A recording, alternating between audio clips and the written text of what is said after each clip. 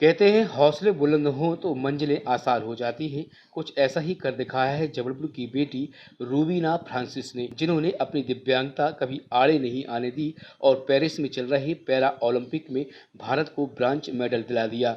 उनकी सफलता के पीछे आखिर राज क्या है, किन किन लोगों का सहयोग रहा है, आइए सुनते हैं उनकी जुबानी। स्वागत कार्यक्रम आयोजित किया गया है।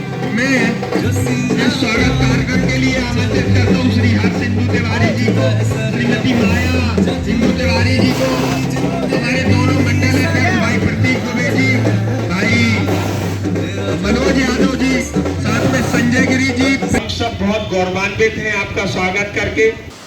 संघर्ष तो बहुत रहा है और इस मेडल से मैं बहुत खुश हूँ, क्योंकि बिना मेहनत के तो कुछ प्राप्त नहीं हो पाता है। तो फाइनली आई गॉट दिस, और 10 साल की मेहनत लगी है मेरी परिवार की, कोचेस की। तो संघर्ष तो बहुत कठिन था चीज़ों के लिए, क्योंकि इतनी फाइनेंशियल स्टेबल उस टाइम नहीं थे, क्योंकि ये बहुत एक्सपेंसिव गेम है। तो हर एक चीज़ को अडाप्ट करने में, लेने में टाइम लगता है, पैसे की ज़रूरत होती है। तो वो सपोर्ट हमें गनफा ग्लोरी शूटिंग एकेडमी से मिला। उनके मार्गदर्शन से आई हैव मूव्ड ऑन, मतलब मैं परस्यू कर पाई शूटिंग को। और फिर आगे की जर्नी ऑलरेडी नो दैट कि 2 साल मैं जबलपुर में रही, फिर उसके बाद मैं शिफ्ट हुई, क्योंकि मुझे एक नेक्स्ट लेवल पे शूटिंग करनी थी और फैसिलिटीज़ की ज़रूरत थी।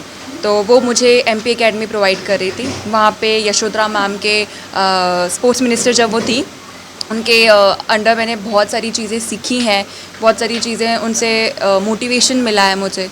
फिर आगे बढ़ते बढ़ते मैंने अपने आप को शिफ्ट किया Delhi for good training under Subhash Rana sir. So वो मेरे पर्सनल कोच है, और वहाँ से मेरी जो टोक्यो की जो मेरा it's not a failure, but हाँ वो जो सीख मिली थी मुझे, जो एक्सपीरियंस था, उसे एक अच्छे वे में ले जाने के लिए मैंने आगे उनके साथ वर्क किया, और उसका रिज़ल्ट है कि I finally got the medal. Literally बताओ तो दिव्यांगता मैंने कभी महसूस नहीं करी है, बट हाँ I played in the same category. तो हमसे ज़्यादा लोग हैं जिनको नहीं चलते बनता है, चीज़ें नहीं कर पाते, हम तो फिर भी अपने पैरों पे खड़े हैं, चल रहे, अपना काम कर रहे हैं। तो आई डोंट नो वो शब्द क्या कहलाता है, क्या मायने रखता है, बट हाँ जो इंसान है वो मैटर करता है अपनी लाइफ में, अपने आगे के जो वो कहते हैं भगवान को भी फेस करना है, तो वो ऑल मैटर करता है, अपनी इंसानियत और अपना कर्म जो हम करते हैं। तो दैट्स ऑल मैटर। टारगेट क्या है आगे? टारगेट ये है कि अभी कुछ टाइम के लिए रेस्ट जाना चाहती हूँ, और उसके बाद मैं कोच के साथ बैठ के डिस्कस करना चाहती हूँ कि मेरे आगे की तैयारी किस वे में होगी, क्योंकि अब सारे प्रेशर्स रिलीज़ हो चुके हैं। तो और अच्छा करने के लिए या अपने आप को और निखारने के लिए हम तैयारी करेंगे।